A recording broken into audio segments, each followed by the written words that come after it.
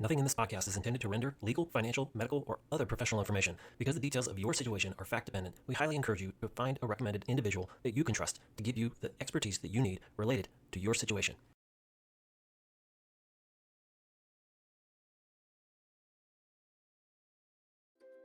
Today, having a modern medical practice means utilizing the latest technology. MedCharts is a doctor-designed EMR toolkit that offers a streamlined solution to an often overwhelming process. Our software features include organized patient charts, appointment scheduling, generating e-reports and patient scripts using templates, graphing vitals and labs, importing lab reports, intra-office and patient communication, and billing software for invoicing and credit card transactions. Our user-friendly patient portal allows your patients to have access to their own charts. The best part, MedCharts is free. Let us take care of your practice so you could take care of your patients. Learn more and download our free demo today at medcharts.com.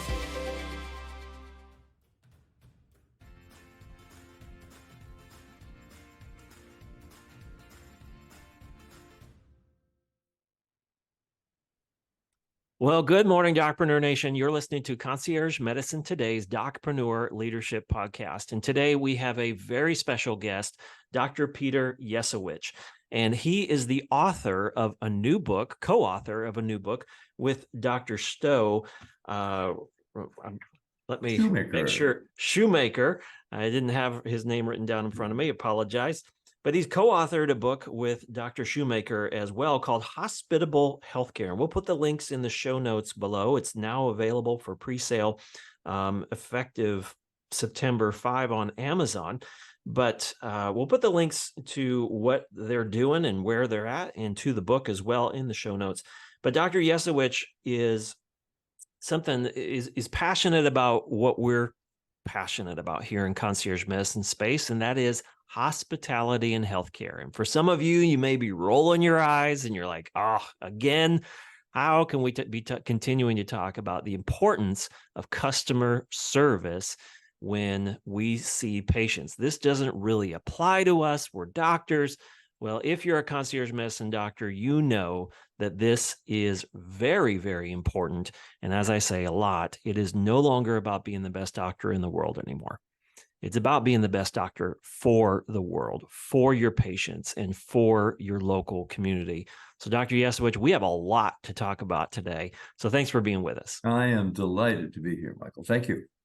So this is when I saw the background on the book come over and I saw your guys' background as co-authors, I really got excited because this is something that the concierge medicine physician space and many of their staff are very passionate about. They want to serve patients. And we've always said, hey, concierge medicine is some of the two most polarizing words besides you've been denied, for coverage. Those are never words you want to hear. But concierge medicine really does strive. It's one of, to me, in my personal opinion, one of the places in healthcare that's setting an example for other physicians, other hospital systems, other practices, group or solo, to live up to. And so hospitality is very important. So tell us a little bit before we jump into the meat and potatoes of the book. Tell us a little bit about how you got involved with this book and what kind of your background is in healthcare. Sure. Thank you. And again, delighted to be here, Michael. My background for 30 plus years was really in the hospitality category. I built a company that developed marketing programs for brands that you would recognize in hospitality all over the world. And back in 2010, I was invited to attend a board meeting of an oncology company as an observer, because at the time, the chairman of the company was interested in growing the business and wanted to engage someone who knew something about service marketing. So I attended the meeting. The name of the company is Cancer Treatment Centers of America, headquartered in Chicago. And I was just overwhelmed by what I had observed, I heard, and what inspired the dialogue in that section, in the session of the board, and was subsequently invited to come and join the organization as the chief growth officer and serve as a member of their national board, which I did for 10 years. So I had an opportunity to observe the delivery of healthcare at the point of delivery, which was fascinating for 10 years. In fact, I used to do rounds with a number of the clinicians once a week. I would sit in the meetings. Naturally, I was not providing any kind of clinical advice. I was an observer, but I was observing the interaction between the clinicians, their staff, the nursing support, everybody in the hospitals and the patients. And what was fascinating to me is that that company was founded on the principle that it's, Chairman used to say, it's all and only about the patient. Now that sounds like, pablum to a lot of people because of this patient centricity kind of movement that we've seen in healthcare, over the past really 10, 15 years, but they actually operationalized it. And I could go on at length about how they actually did that from the standpoint of, when patients had a confirmed appointment, CTCA would assemble all the medical records. Patients never had any responsibility to do that. We would pick them up at the airport or the train station or the bus station. We transport them to the hospital. We made accommodations available for their loved ones if they were going to be in residence for a number of days. When you entered the hospitals, it didn't feel like entering certainly a cancer hospital. It felt more like walking into the lobby of a four-star hotel. Great consideration given to everything from design to lighting to ambient music and you name it. And there was no front desk. You were greeted by an individual by name, and we always knew who was entering the hospital. So it was a company that actually lived the delivery of hospitality and operationalized that from the moment the appointment was confirmed to the arrival experience, all through the treatment experience and thereafter. And I had an opportunity to observe the incredible impact the sense of hospitality had on the patient experience from the standpoint of not just patient satisfaction, but the general outlook that patients would have on ultimately their treatment, their destiny, and as it relates to treatment, and importantly, the impression that family members who would accompany them to the hospital had of the whole experience. So anyway, a great question. And I, from that 10 years of experience in oncology, I happened to run into my co-author, Stowe Shoemaker, who at the time was the dean of the hospitality management program at University of Nevada, Las Vegas, which he just stepped down from after 10 years. But he previously was in Houston, and he had a joint appointment on the faculty at MD Anderson. So we were talking about our respective experiences, one foot in hospitality, one foot in healthcare, and said, we both observed how the delivery of healthcare could improve the patient experience if it was guided by principles of hospitality, and decided then to write this book. But we also made the decision that it was not going to be a book filled with opinions from two guys. We wanted to make this evidence informed. So we actually conducted a national survey of 1,200 adults in the country. And what we did is we identified 22 common points of service delivery, common to both healthcare and hospitality. Examples would be how easy or difficult it is to make an appointment. Another example would be the arrival experience and your reaction to that, or the arrival environment, its appearance and so forth. Or how about this one? Knowing the cost of the service before it's actually delivered. Yeah. Or another interesting common point of engagement is whether or not service disputes get resolved quickly. If you have an issue with the delivery of service in a hospitality environment, there are protocols that most operators use to resolve those, but not true in healthcare for the most part, and on and on. Anyway, 22 of those points of service engagement, and we looked at those in 5 industries. We looked at hospitals, we looked at walk-in clinics, we looked at doctors' offices, we looked at lodging, which would be hotels and resorts, and we also looked at restaurants. So the way your listeners should think about this is we had a 5 by 22 matrix design in the survey, and in each of those cells, we had 1,200 observations. So a very robust database. We did all the analytics, and that's the basis of the book. Wow. Well, I want to unpack some of that. What was, I have so many questions that are running through my mind, and I've written a few down, but what was one of the most surprising things that came out of and there's probably one of many. Well, what we did is we did all the analytics, and then from that, we realized that there were 5 kind of recurring themes that we teased out of the data that yielded what we called were deficits in hospitality. And let me just describe these, Michael, quickly, and we can unpack each of these individually if that would be of interest. So the way to think about this is having run the analytics on the 1,200 respondents and looking at all of their responses, we found that there were 5 clusters or 5 themes that we identified as deficits in hospitality as they related to the delivery of the healthcare. The number one deficit in hospitality for adults in this country, according to our research today, perhaps comes as no surprise to you and to your listeners, and that is not knowing or understanding the cost of the service before it is provided. And there's 3 kind of component themes there. The invoice or bill is easy to understand. Now, we've all had examples of receiving invoices from healthcare providers that are very difficult to decipher and understand. The second dimension of that is knowing how much you have to pay before you receive the service.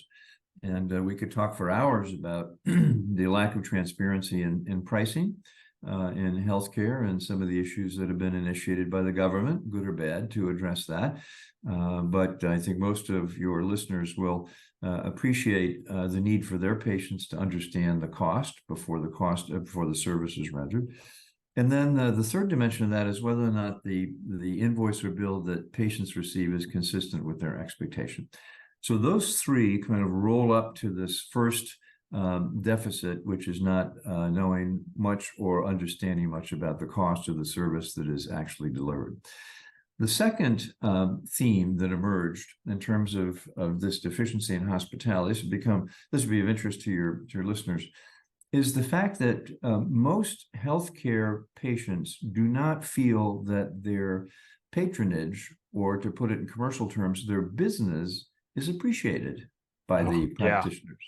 For sure. And in the hospitality business, you're kind of you're encountering all kinds of thanks from the moment you arrive to the moment you depart, and people are trained that way. The service people who deliver the service are trained that way. More often than not, that is not the case as it relates to healthcare delivery. Now, I will tell you, in physicians' offices, that generally is not true, and that is there is an expression of thanks that is rendered at the point of departure. However, in clinics and in hospitals, for sure, the data would suggest that is not the case. The third area of deficit happens to be the entire arrival or reception experience. And there are 4 components of that. Let me just describe them quickly. The arrival experience is welcoming. Huge deficit in terms of how respondents feel about or felt about the arrival experience in healthcare versus hospitality. The arrival environment is welcoming. That has to do with the way the environment is crafted, whether it's seating design in patient waiting rooms, whether it's the registration desk, whether it's the ambient music, whether it's the visuals that appear on the video hanging on the wall, those kinds of things. The people I interact with make me feel welcome, and the people I interact with are eager to serve me. 2 qualitative measures that roll up into that sense of what the reception is like. The 4th deficit theme happens to deal with service logistics. And at the top of that is this issue of whether or not you can make an appointment or get a reservation when you want one. And I could talk to you about that for hours. We'll hold those comments. And then here's one that is the constant source of frustration for patients, and that is the check-in process, whether or not it's easy or difficult. It's that dreaded clipboard that tends to surface, even in practices where you have been a patient previously, and you're asked to go ahead and provide the same information, perhaps that you did just a few months ago. And the final theme, the 5th theme, is around service assessment and recovery. Things like it's easy to resolve disputes that you may have about the service you received. if you're in the hotel business and something's wrong with the guest room and you make the front desk attendant aware of that, typically they'll make an adjustment. Or at checkout, if you said, hey, you were entitled to complimentary internet and you didn't get it, there's an immediate adjustment is made to the bill. We all have experiences in restaurants where service delivery is rectified if there's a problem quickly. The provider makes me feel satisfied with the service I received. Do they actively try to do that? Here's an important one. The provider resolves any problems that I express about my experience quickly. And another fascinating one is whether or not people express dissatisfaction if they're unhappy with the service they receive. We find that that's less likely in healthcare than in hospitality. Interesting phenomenon. And then finally, whether or not the provider asks for feedback about the experience after you leave. You'll be interested to know that half of adults in America tell us that healthcare providers do not do that. Anyway, that's a lot to think about, but those are the 5 deficit themes that came out of the research. No, I think that's great, and I appreciate you sharing that interest in those portions in the research, because we survey patients every day, and we find on our side over 5,000 surveys over the last decade or so that I was intrigued by a survey that came out from the Havas Group, and that had nothing to do with healthcare, but it had to do with meaningful brand study. And they asked, I think, 300,000 consumers about general brands that they use. And they found that, hey, if this brand or this business closed tomorrow, or I'm summarizing here, how much or how little would the customer actually care? And they found that a little over 7, almost 8%, 80%, 70 to 80% of those said, yeah, really wouldn't matter. So I thought that was a really interesting question for physicians and for particularly for patients. And so when we started asking prospective patients who were on the hunt for a new doctor, which a lot of people are these days because they're dissatisfied with their current PCP or family doc or whoever they might be receiving care from, or lack thereof, attention to their needs, we asked that question, and we found that over 8 out of every 10 patients said, yeah, I wouldn't matter. In fact, I didn't have a relationship with them. They asked me less than 5 questions, and they spend less than 15 minutes with me. And then I was listening and reading a book by Elizabeth, I think it's Elizabeth Dixon. It's called The Customer Experience. And she noted something that has nothing to do with, her book is not about healthcare, but I think there's so much juice and relevance to that the customer experience will never be better than the current employee experience. And so I want to dive into a couple of things that you said. I want to talk about the objections that patients face when they do try to resolve a dispute. Because what we find as a patient, and I'm not a physician, but I am a patient. So the perspective that gives me as the host here is to say, I'm not a physician, I'm a patient. I know what it's like to sit on the other side of the exam room from you, or the other side of that service window, that hopefully gets destroyed in many new office interiors that are getting redesigned. But I want to talk about the objection to dispute resolutions, because as a patient, we suit up. We put on this invisible suit of armor every time just about we go to see a doctor. And we expect the staff to be unfriendly. We expect to be late. I mean, I took half a day off of work. I had to find childcare for the kids. I got things to do after this, and I have no idea when I'm leaving. So, plus there's 16 clipboards, and I'm fairly certain I've completed that exact same clipboard material before the last 7 times I was here. It's like, what are we doing with this? I heard one radio commentator say the other day.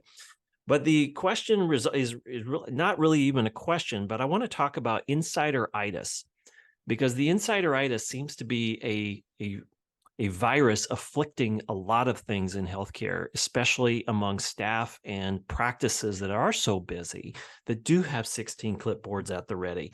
And when you know that you've been infected by insideritis in hospitality and healthcare, you hear things like, well, did you call this number?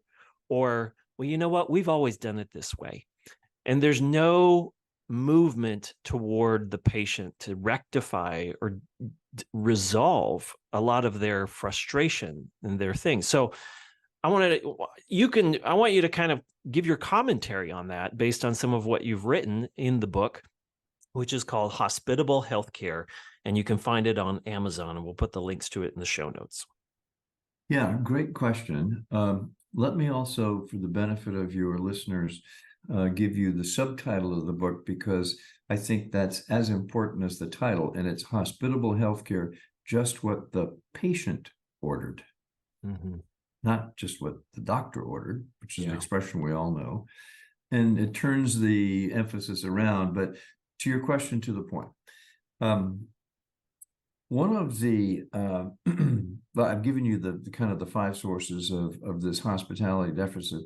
And certainly the resolution of disputes you saw is that service recovery is a huge issue for people, because most of us have had an experience previously whereby we attempt to resolve a dispute unsatisfactorily. And obviously that gets us into a conversation about, well, the dispute with whom? Is it with the provider? Is it with the payer? Because more often than not, it's with the payer than it is with the provider. But having said that, one of the things, Michael, we did in the book that I think will be of real interest to your listeners is not just to identify these problems like dispute resolution and so forth, but we importantly have introduced a model, a management model for any practitioner to follow very specific practical guidelines to address things like dispute resolution. And the model, it's 5 letters, it's an acronym. The 5 letters are PAEER, and not surprisingly, that is pronounced PAEER. Now, that's a little bit tongue-in-cheek, because when I say payer to anybody who is in healthcare, immediately their thoughts go to PAYOR. Mm-hmm. But let me explain to you the 5 steps so your listeners understand that, and more importantly, can answer your question specifically. The P in the payer model is for prepare or preparation. And what we do in the model is we illustrate to people in healthcare how people in hospitality do these things very well. A wonderful example for the P. You know that if you've kind of signed up on a loyalty program with any brand, what happens is, in exchange for your disclosing information about yourself, you don't go through the brain damage of having to provide that every time you show up, right? So you are able to accelerate or facilitate your arrival process. More often than not, that's recognized. I'll talk about that in a second in terms of how hospitality providers recognize loyalty and reward that loyalty. But the whole idea is that they want to facilitate that arrival experience, which I just shared with you a moment ago is the source of a lot of hospitality deficit and dissatisfaction. So how do you prepare? The second is A, which is anticipate. We know that people arrive at any healthcare experience, whether it's the reason that they've contacted their concierge physician, or it's an emergency, a stop at the emergency room, or elective surgery, that they're filled with anxiety. So one of the things that the hospitality industry acknowledges is that people who travel to places they've never been before also are anxious. And so the question is, what is it they do to go ahead and manage that anxiety down? Well, examples is when you've confirmed a reservation somewhere, typically in the lodging business, you'll receive an email that will give you kind of an orientation to where you're going, where you're staying, maybe some inside tips on, where to dine while you're there. If you're headed to a foreign country, maybe some information on currency exchange and things about personal safety and so forth. Also, you may get a message that is attributable to a person who is identified at the front desk, who is someone that says, well, we're looking forward to host you, and it's a message that comes from Susan or whomever. So it personalizes that. And what that does is that begins to address this anxiety that many people have that they bring to any transaction. Question is, how do we do that in healthcare? We have some very specific recommendations on how providers can address that. The first E in the payer model is to engage, and that's the whole process of how people are greeted, how they are served during the course of the delivery of the care. The second E in the model is evaluation, which is the whole issue of asking for feedback. And then the R in the model is all about reward. And that is, how do healthcare providers recognize and reward patronage? And the answer is, for the most part, they don't. But that has been a foundation principle in hospitality, as you know, that has created tremendous loyalty. Let me cite a statistic for you that I think is pretty arresting. Among adults in this country who have visited a hospital for any kind of medical procedure, for any purpose, if you look at the percentage of those adults that will return to that hospital or hospital system in the 5 ensuing years for any kind of care, that percentage of repeat patronage is about 42 to 43%. Okay, so the inverse of that is 60% of the adults that have sought treatment at a hospital or through a system do not return in a 5-year period. Now, that's an alarming number. If you looked at the comparable number in terms of repeat patronage and hospitality, it's almost exactly the inverse of that. In fact, higher. About 2/3 of the revenue generated in the lodging systems in the country in America come from people who are self-identified as loyal customers. So the question is, what can healthcare learn from that?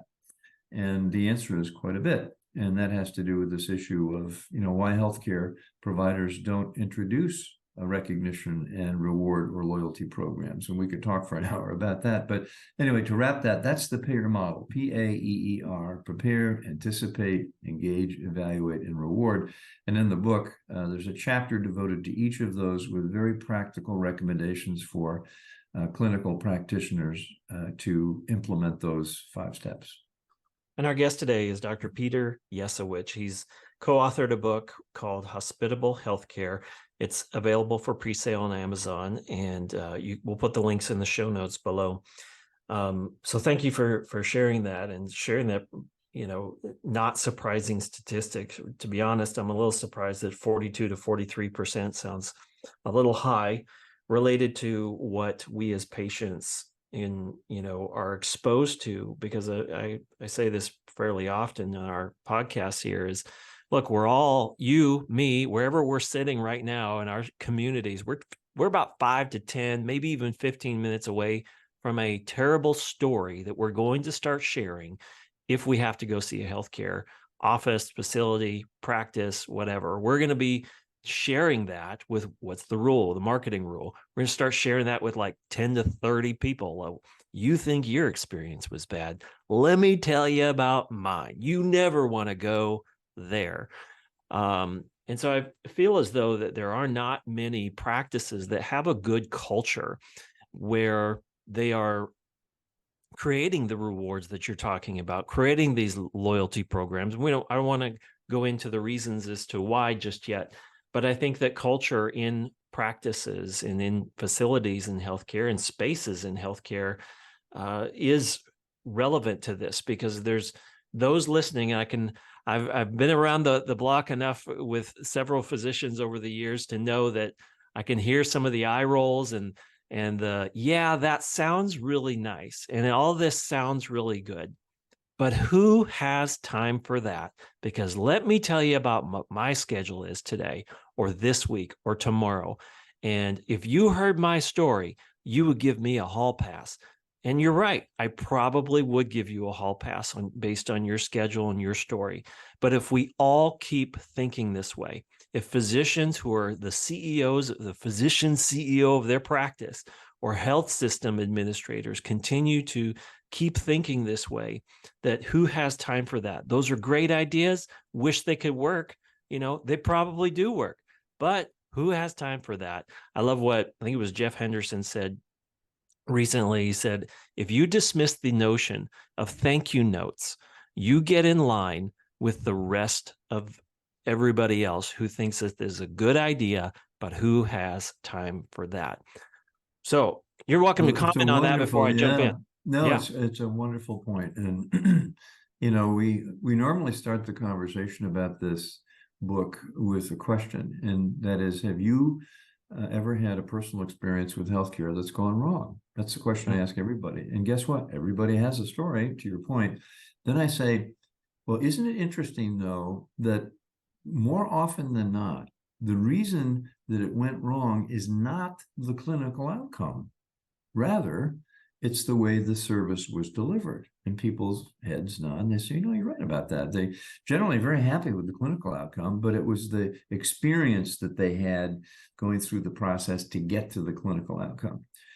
So at the heart of this, Michael, and this is a fascinating idea, and I think it speaks directly to the motivation for concierge physicians, is an underlying premise that comes from hospitality, but is highly controversial in healthcare. And here's the idea: that as long as you treat every customer, every patient the same, equally, you don't necessarily have to serve them the same.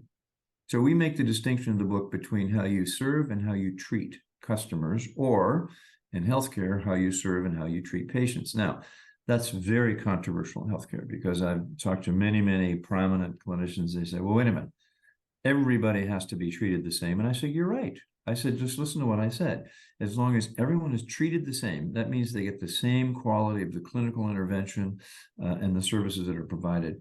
You don't have to serve them the same, because there are different cohorts of patients that are seeking different types of service. That's the premise behind concierge medicine, right? So you have people that say, look, I'm prepared to pay a little extra to get more rapid access, more dedicated access to my clinical team, and so forth. Well, that is the epitome of what I just described. So you're serving people differently, but you're treating them the same way, because even if those concierge physicians have a practice beyond their concierge practice and they're seeing other patients in their clinics and so forth, they're getting the same quality of clinical care. They may have to wait a little longer for an appointment. They may have to sit a little longer in the reception room, and so on and so forth. So that distinction is an important one. But that's the foundation of the concept of hospitality, because you don't have to serve every cohort of patients differently. And by the way, we as consumers get that, right? We're familiar with loyalty programs. We know that people who are more frequent customers generally get better deals. If you're a frequent traveler on the airline, you get to check into a different counter. Same is true in the hotel business. You go to a different line. If you're a frequent shopper at a department store chain, you're going to get a little better discount, or you're going to get the deals before everybody else. So we are accustomed to having this behavior rewarded as a cohort that is served differently. And that's, I think, at the heart of this whole concept of concierge medicine. Now, that's very controversial when I talk to healthcare providers that are not-for-profits that have an overwhelming concentration of, say, government-insured patients, that they treat and so forth. But the principle is the same, to your point. When a clinician says, geez, I'm too busy to do all that. My point is, patients are still making appointments. They want to know the cost of the care before it's delivered. They still arrive and they have an arrival experience. All the things that I just mentioned, all those happen regardless of how busy the host clinician is. All those things happen. So there is an opportunity, even for people who might suggest to you, Michael, I'm too busy to do any of this stuff. It sounds great. I would submit to you that they miss the point. The point is that these 22 points of service engagement are going to happen anyway. It doesn't matter if they see 20 patients a day or 40 patients a day, they still occur. Yeah, we've talked about fairness in healthcare, which is what you just said, and I've written chapters and articles and countless words about this over the years. And I love what outsiders say about customer experience and hospitality and the importance of it in every single industry, from churches to businesses. Right. But yet healthcare lives in this bubble. Well, I don't have to, impress my patients. I don't have to serve my patients. I just have to, like you said, do the clinical stuff, get that right, and then get them out the door. And if I lose, 57%, if I lose 57%, that's fine, because I'm still attached to these, 16 different payers that are going to continue to send me patients in my local community. And I think that if we continue to to do that than the patient experience of my kids, because I work in this space and I'm passionate about it because I think that I want healthcare to be better for them. I want it to be better than the way it found me. And it did not find a lot of us very well. And one of the things I love about physicians, regardless of their specialty or where they're at or their story, is, like you said, they're very empathetic. They want the clinical side. They're incredibly caring. Like I say all the time, like, you wear this impossible burden on your shoulders and put on the overalls every single morning. I don't know how you do it. Thank you. And so we say a lot around here, we are 4 doctors. And when we talk about the idea of fairness in healthcare, which is polarizing, especially from a concierge medicine perspective, I always said that concierge medicine, if it's about super servanthood, then it has nothing to apologize for. And when we think about fairness in healthcare, it's the concierge medicine has this idea that it's the antithesis. And it used to be that, couple of decades ago. It's moved into more of a maturity today, where people understand its purpose in the marketplace and what it's designed to do. And I think it's designed to set an example for others, to shine a light and say, this is how healthcare could be and should be. Now, you can argue price tags all year long, but what I'm getting to is, if you want to do for one what you wish you could do for everyone, then give up on fairness and get engaged, because most patients are leaving your practice because you asked them less than 5 questions. Your questions probably weren't any good. And I'm being a little bit harsh and a little honest, but if you're a regular listener to this, you understand that this is not new. And there's probably some who are shaking their head and probably some who are gripping the steering wheel a little bit tight and saying, I can't. I know I got to do something, but I don't want to. I don't have time. And I'm not in a position where I can change anything, which leads me into a next commentary point for you, which Michael, if I may just interrupt you. Please. Yeah. But I want to make sure your listeners understand that in our book, we endorse the idea that as long as you treat patients equally, you can serve them differently. We think that is a model that makes sense, which has begun to emerge in healthcare, and evidence of that is the concierge medicine model. But that model is the reason the hospitality industry has flourished and has such high customer satisfaction ratings, far beyond those achieved in healthcare. So I want to emphasize the fact that we believe that model is correct. There are many people in healthcare that think that that's heresy, for us to advocate for that. But what we're saying is that no, that as long as patients are treated equally, they can be served differently. And if you think about ways to implement that business model, it takes you to, I think, a much more growth-oriented spot. And oh, by the way, to your point, even though consumers are constrained by choice in healthcare, by insurance and so forth, the fact of the matter is there is not one healthcare provider in this country today that is not competing for patients. Yeah. We're all competing for patients, and this issue of hospitality and how patients are served differently will be increasingly become a point of distinction and differentiation in that competition.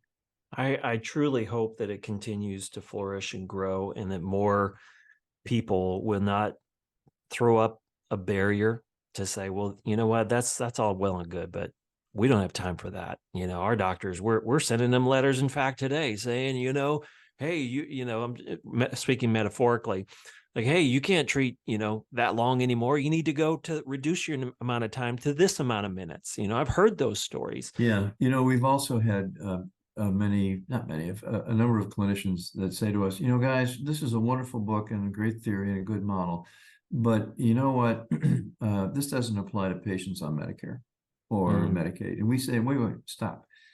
Do they have to make an appointment? Yes. Do they want to know the cost of the service before it's delivered? Yes.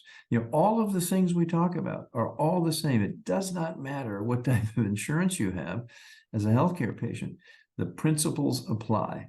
And I think many times that, they say, well, what you're advocating is something that's very appropriate for affluent patients who subscribe to concierge services and so forth. And we dismiss that. We say, no, all of these principles apply equally to every patient. Now, how patients are served, again, to my earlier point, is very appropriate if that's different.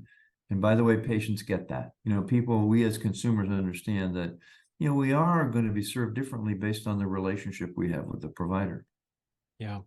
I try to reward good behaviors. I see in healthcare at different doctors' offices, and I love it because there's so much out there, especially in the world of concierge medicine. They just kind of they've identified that interior design, smells, scents is important. They've identified. I've always said this, and this is this true in the nonprofit world. If you study churches, you find that what is the number one most important room in the church building? I'll let you try to answer. I would say it's got to be the foyer, right? It's the women's restroom. That needs to be more time, more attention given, because typically, just like in healthcare, the mom is the healthcare CEO of the family. She's kind of going to decide in most cases where the healthcare of the family is going to go. And then in a church environment, typically, even though, the Bible may say something different about that, and that's a different topic for a whole other day. But typically the female of the family unit will decide where the family is going to go to church. Can I get along with these other people? Are there people my age? Yeah. Are my kids going to have fun here? So I want to talk a little bit about, or actually to echo what you're just saying there. There's two things I wrote down. Nothing sounds as sweet to a person as a person's name. Horst Schulze said that, former Ritz-Carlton executive. And then we have the former Chick-fil-A founder. What is the universal sign that people need encouragement if they are still breathing? So in coexistence with your topic there, well, how does this apply to Medicare and Medicaid patients? You know what? Everybody needs to be served. Everybody wants to be treated. Right. By saying that, you're not treating them fair, right? So it's interesting. And then that leads me into conversations I've had over the years related to the education and the of physicians at a young level, but also as an old level. And I remember having a conversation with one of our speakers at our conference, and she came on the podcast and has done a number of series on genetics. And she said, not only is it going to take an act of Congress to change how we educate physicians, and she teaches at major universities and so on, PhD like yourself.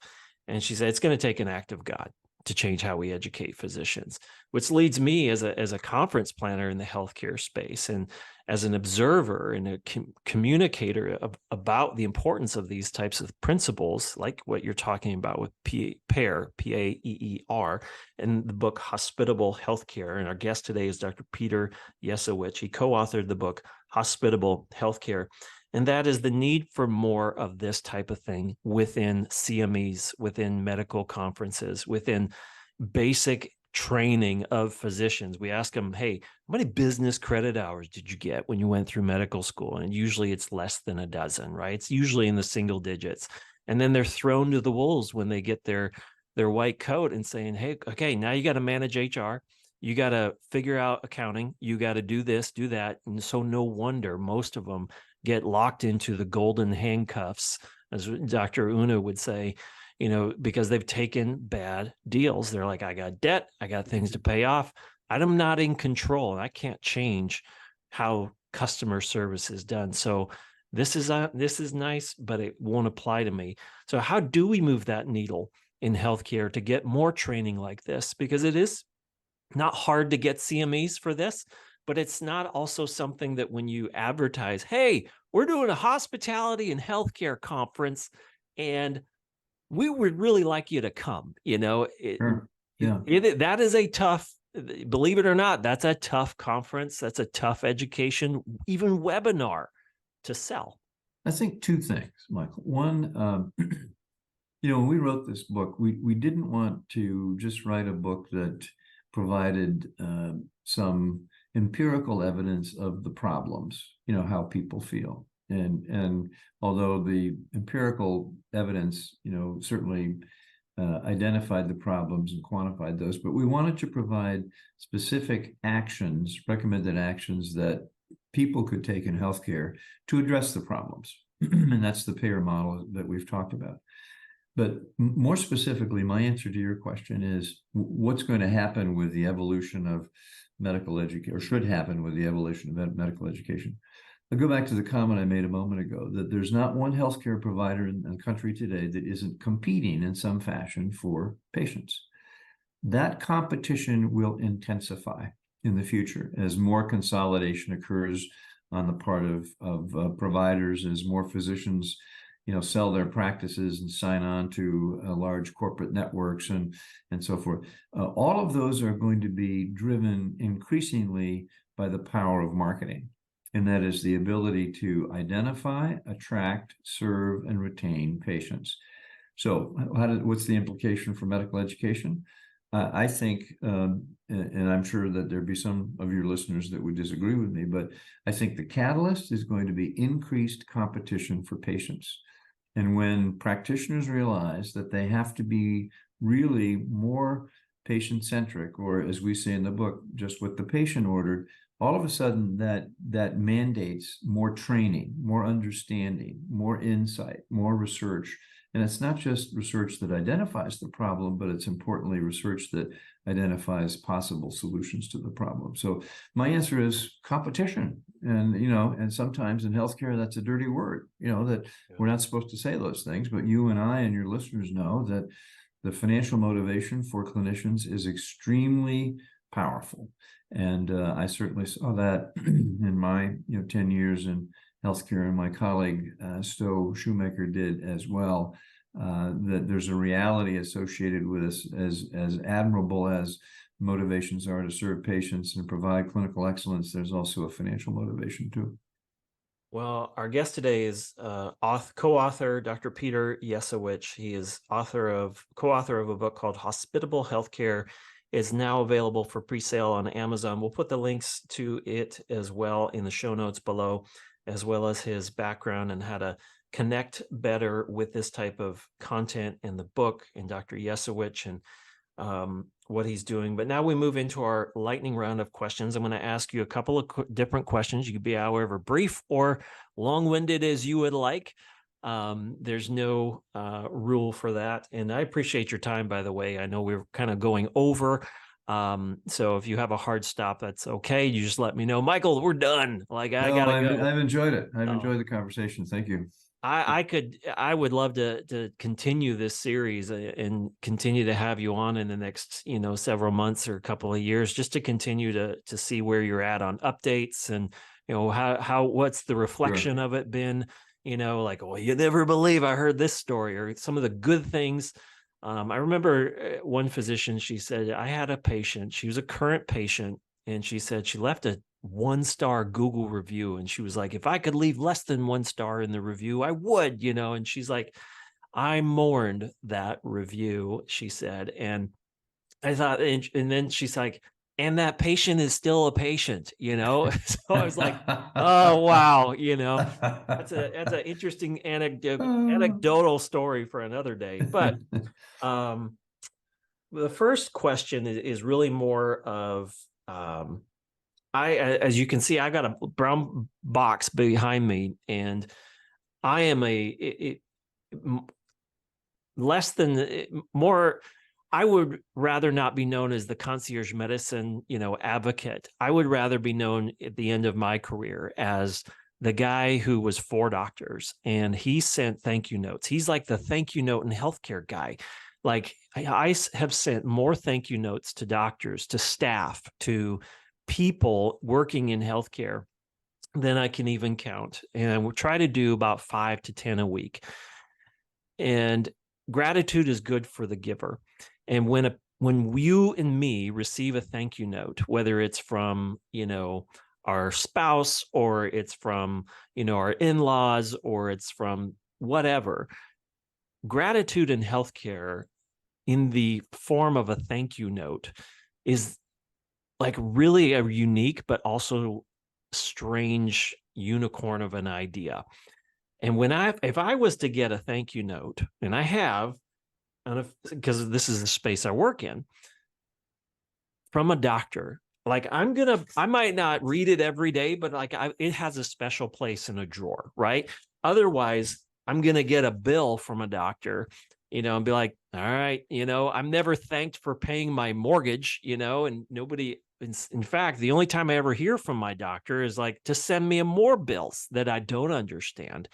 So I want you to say yes or no, thank you notes in healthcare, and what kind of valuable tool or not valuable tool could they be from a practice culture perspective, or should the physician maybe consider using this tool?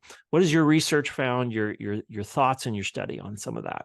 Well, you remember the second source of this hospitality deficit from our research is the fact that patients don't feel their business or their patronage is appreciated. So the answer to your question is a resounding yes. Thank you in some fashion is essential. Now, whether it's a handwritten note, and I realize that might be a real burden, for a lot of your listeners, given how busy they are. But there are other ways to express that thanks in written form that don't require, a personal note. The obvious one is, a text message or some kind of, a letter that is generated, maybe signed individually. So there's an element of personalization to that. But the answer is yes, absolutely. An expression of thanks for patronage is essential. And for the most part, it is absent from the relationship that patients have with their providers. We have on October 19, you can even see it here. We have one of our physician speakers, Dr. Uday Yanni. He's going to be talking about video messages for patients. And I got one from him just the other day on my phone. I was like, I love getting those. Like, yeah, I know that maybe they might not be specific for me, and you record, that would take forever, right? For one doctor to record one message for everybody. But do for one what you wish you could do for everyone. I love that idea that we've talked about a little bit today. And our guest has been Dr. Peter Yesawich. He's co-authored a book called Hospitable Healthcare. We'll put the links to it in the show notes below. Last couple of questions. Last book you read, can't be this one, but the last book you read or would recommend for doctors. Well, very similar to what inspired this book. There's another book that was authored, I think 4 years ago by clinicians from the University of Pittsburgh, I believe, called Compassionomics. And it's a really interesting treatise on how empathy in the delivery of care makes economic sense. And a really interesting book and a read that I would encourage your listeners to find the time to explore. Compassionomics is the name of the book. Yep. We'll put that as well in the show notes below. And thank you for sharing that, because that's, we have some other ones that have come across in recent interviews was unreasonable hospitality, necessary endings. How do you leave your practice, retire well, right? Such an important thing. Then there was another one that we interviewed a dentist the other day, and we got into a really geeky story. Who would ever listen to a podcast? But believe it or not, we covered it because this is one of the most interesting positions to be behind this microphone. We talked about the ancestral dental care of, some of the cavemen and women out there. And it was fascinating. They actually had fairly good teeth based on diet and so on and what they were using. And you're like, some of those today are not real good, but I digress. Our guest today is Dr. Peter Yesawich. Our last question for you. I'm sure there's one of many stories that come or will come as a result of the research you've done, the hard work you and your co-author have done. But what's one story that comes to mind that you would kind of write home to your family about and say, you know what, this is like that last interaction, that last conversation with whoever, whatever, a hospital system, a doctor, a patient, a staff member at a practice. Like, that's why I do this. Like, I could die happy right now because they did it. Like, they listened. What's one story that comes to mind for you? Actually, there are several, but they're all similar theme. You know, as I mentioned, when I was at CTCA, I was privileged to join a number of the oncologists as an observer on their rounds with patients. And given the nature of the patients that sought treatment there, they were primarily patients that had an advanced stage diagnosis, very oftentimes with comorbidities, very complex clinical challenges. And for some of those patients, given the nature of their diagnosis, the prognosis was not good. However, I had the benefit of sitting through a number of what I would characterize as destiny conversations between the oncologists and the patients and their families that were part of those discussions. And I could observe how they responded to the patients now and their loved ones responded to the information that was being shared with them, because it was being shared in an incredibly empathic way, all of which had been guided by these principles of hospitality that I've been talking about. And even though the news was bad, the acceptance of the news and the outcome of the news was less so. And I observed how the nature of that kind of dialogue in that environment, with the way the care was being delivered, made in those examples, very, very difficult circumstances and outcomes much more tolerable, certainly for the families. So I'll never forget those conversations, because I would leave the room, with the clinicians, and I would have to catch my breath. That I know that I say to myself, I personally couldn't do that. But there was something unique about their character as clinicians that permitted them to do that in a way that was incredibly respectful and helpful. So anyway, not on a down note, but I mean, those are the kinds of conversations and experiences that I remember. Yeah. Well, I'll share one thing that comes to mind when you say that, and I think it was Dan Hecht. He's a coach to physicians.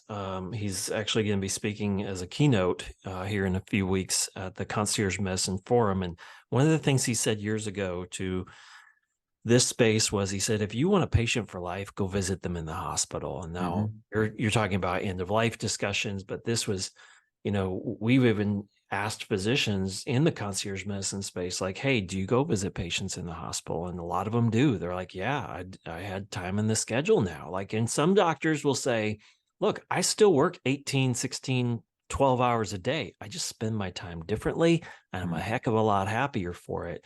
And even to go to the point of, like, I'm not the one that's supervising the care here. I don't have admitting privileges, but I know that 2 of my patients were in a car accident. I'm going to see them in the hospital, and I'm going to visit, maybe with the patient, the family, and, just check in with them, and, a few doctors even bring a care basket or a card. Like, just because you're a physician, just because you're busy, doesn't mean you get a pass. Just because you work in healthcare doesn't mean you get a pass, because I'm not a physician, but I'm on the receiving side of care, of service.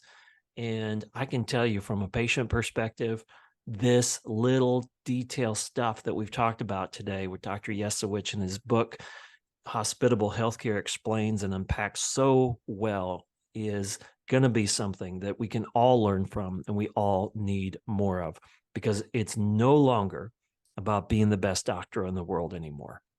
That's out the window. It's about being the best doctor for the world, for your patients, and for your local community. Now, go do the work. Thank you for being our guest today, Dr. Yesawich. We really appreciate it. I can't wait for more conversations, more books. So you've got a fan. Not only has this one probably, you're like, oof, we just got through this one. I know how hard it is to write a book, but I want more. And I think the doctors and the listeners and more physicians in medical conferences, medical associations, medical schools, they're going to need more of this. So keep doing what you're doing. I don't see enough gray hair there on the other side that that says you're done yet. So, well, Michael, this has been wonderful. I appreciate it. I hope your listeners enjoyed it, and we'll learn something, from the book. And this has been a lot of fun for me to share some of these insights that I hope are helpful. Thank you so much. All right, we'll let you go.